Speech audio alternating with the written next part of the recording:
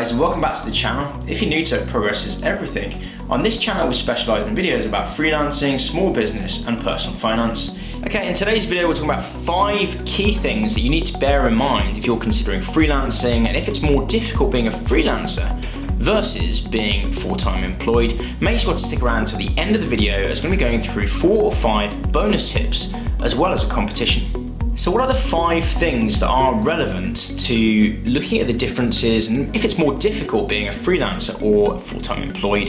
The first thing to think about is your individual risk tolerance. When you're considering full-time freelancing, it's good to be aware of your own risk tolerance. What do I mean by that? It's how much risk that you are willing to take on when starting or carrying on freelancing. So where do risks appear within freelancing? The main risk which people consider when they're thinking about freelancing is the idea of non-permanent work, which some people believe has inherent instability. So you need to be aware of how much risk you're willing to take on board. Do you think that being out of work for 2, 3, 4 weeks or even 1 or 2 months might impact your sense of well-being, your finances, your family state, your partner, like whomever in your life? So you have to think to yourself, is being out of work going to be so stressful for you and maybe your partner or your close family that it means that the decision to become a freelancer is not the decision for you? Now bear in mind I have other videos on how you can improve your discoverability and how you can improve your interview techniques, so you shouldn't actually be out of work for any long length of time. But that said, if you tend to become more anxious when you're out of work and it impacts your ability to do well at interview level, if you do get more nervous when you don't have work and you find that it impacts your interview performance and it means that you're out of work for long periods of time, I'd think about 2 things. Number 1, do you want to be or continue being a freelancer? And number 2, how are you going to improve your ability to stay calm and improve the rate at which you're getting work, i.e. your application rate versus interview rate and then job offer rate. Of course I've got other videos on this, so definitely check those out. The second thing to recognize in terms of is it more difficult being a freelancer or full-time employed is the difference in terms of how you're found and how often you need to be found. So think about it in terms of discoverability. How discoverable are you as a freelancer versus being full-time employed? When you're an employee, you don't necessarily have to be found on search engines, on LinkedIn or anything like that because you feel happy in your job potentially and you're not looking to move. People might stay in a role for 3, 4, 5 years and actually discoverability is not very high on the agenda. However, if you're a freelancer, being discoverable, being found, having people phone you up or email you about new jobs is really quite important. So when looking to move away from full-time employment, you have to be aware of how discoverable are you at the moment. The way you can do this is you can count how many recruiters or direct individuals or employers get in touch with you on a daily or weekly basis. If you're highly discoverable, it's likely that you'll be getting a lot of search traffic onto your LinkedIn or onto your personal website if you have one. And in addition, you should be having phone calls and emails direct from recruiters themselves. For example, I am very highly discoverable on LinkedIn and the web, and I tend to get between 2 and 3 phone calls every day, as well as typically 1 or 2 emails or LinkedIn messages about jobs every single day. That's whether I'm in a contract or if I'm outside of a contract. And typically, the fact that I'm discoverable means that I'm not out of work for very long at all. So if you can increase your discoverability, it means that you reduce your anxiety about being out of work and those gaps become shorter and shorter. I haven't been out of work for more than 1 week in over 4 years, for example.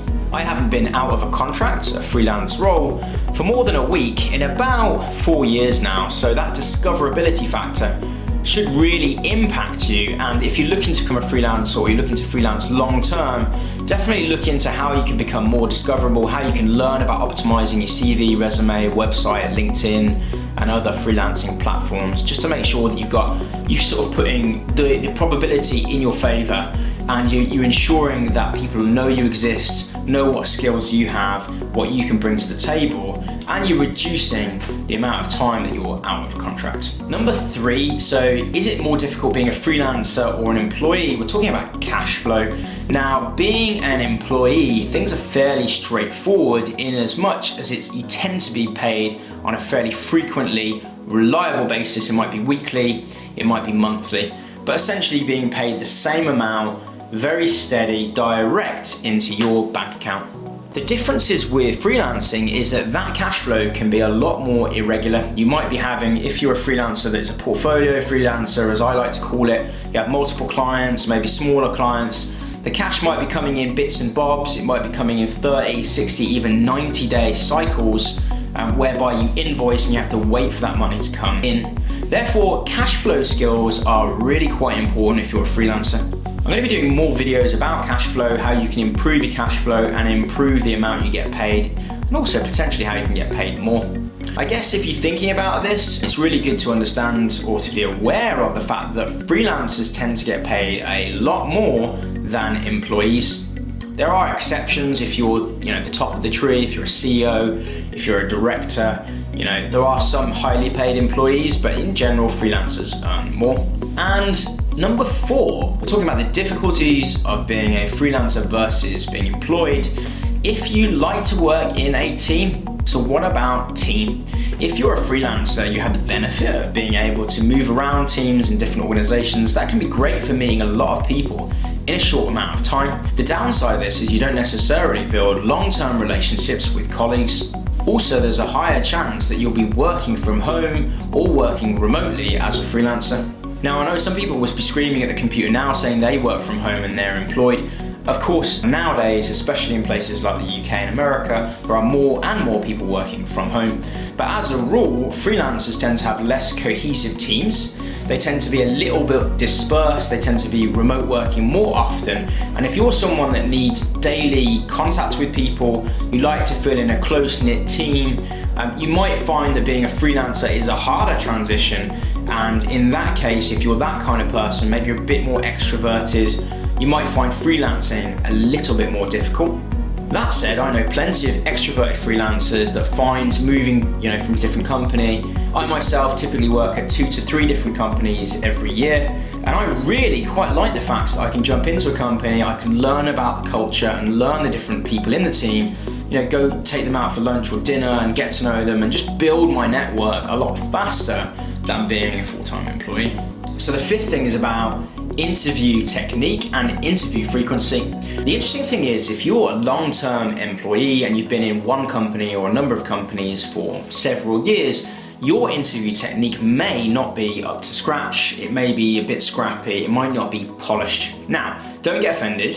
This is something that if you're looking to freelance, you can improve greatly. And of course, not everybody will be poor at interviewing. But if you are poor at interviewing, and of course I was also poor at interviewing maybe 5-10 years ago, it's important to be aware that as a freelancer, you're going to be doing lots of different interviews. The frequency is going to be a lot higher. You might be going for jobs every 2 or 3 months versus going for jobs every 2 or 3 years. And also the things they're looking for from a freelancer are quite different than an employee. And you can check out my other videos if you want to learn more about that. Of course, any of those tips above, let me know if you want to know more about them and I can do a deep dive in other videos. Now let's go on to the bonus tips. Bonus tip or bonus comment number 1, things to consider with this are change. Are you the kind of person that thrives on change? Are you the kind of person that likes challenges, likes to do new things, likes to take on new sort of challenges, new problems, new environments? Then freelancing is probably really right for you. If you're the kind of person that likes to embed yourself within an organization and is patient and understands that things take years or even multiple years and is happy to wait things out, doesn't mind company politics, the ins and outs or the ups and downs of working for one organization, then maybe you want to consider staying being an employee or looking to aim to move in fully employment role if you're a freelancer.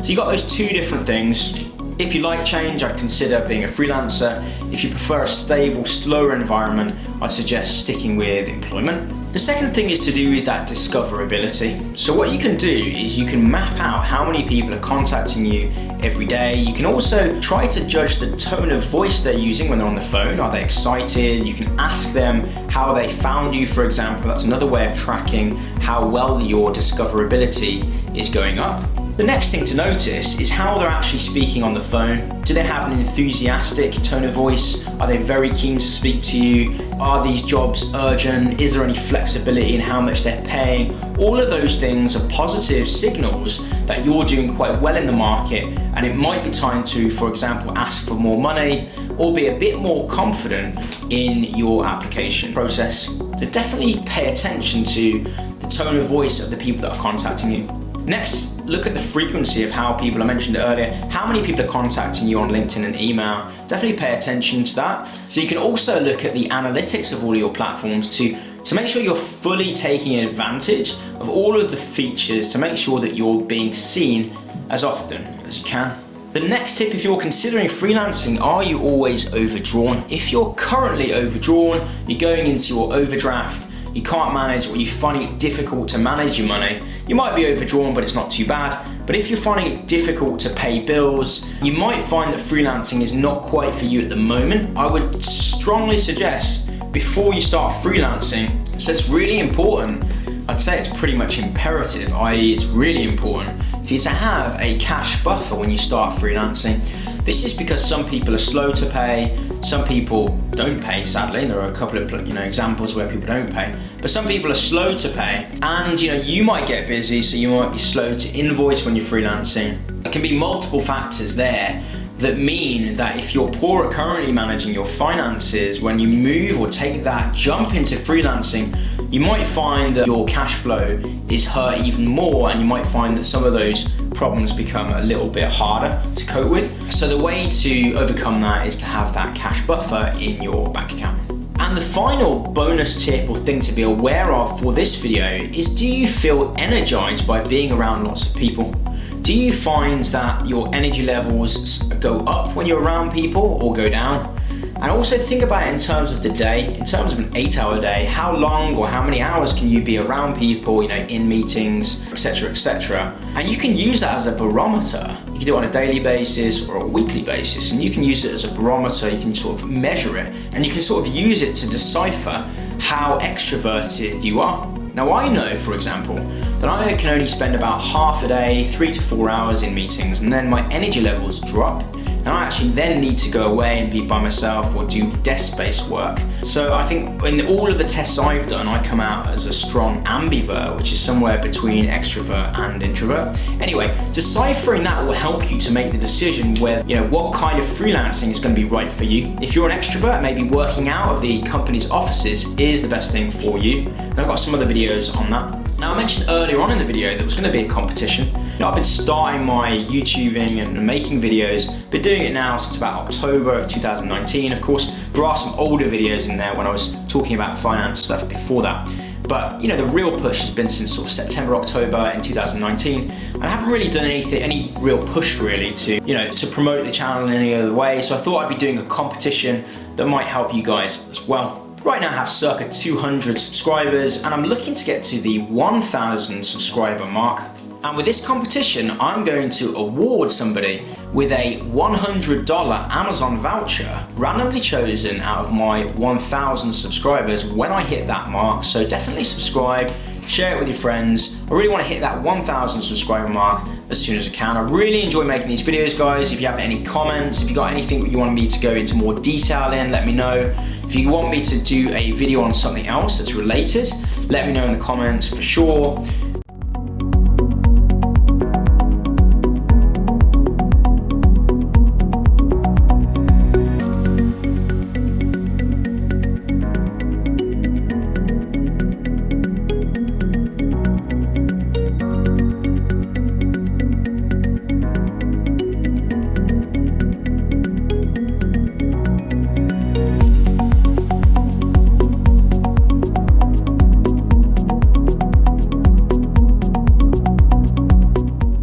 Of course, check out my website, progressiseverything.co.uk. There's going to be some more content there. Got any questions or queries on freelancing, you can always email me directly at progressiseverything@gmail.com.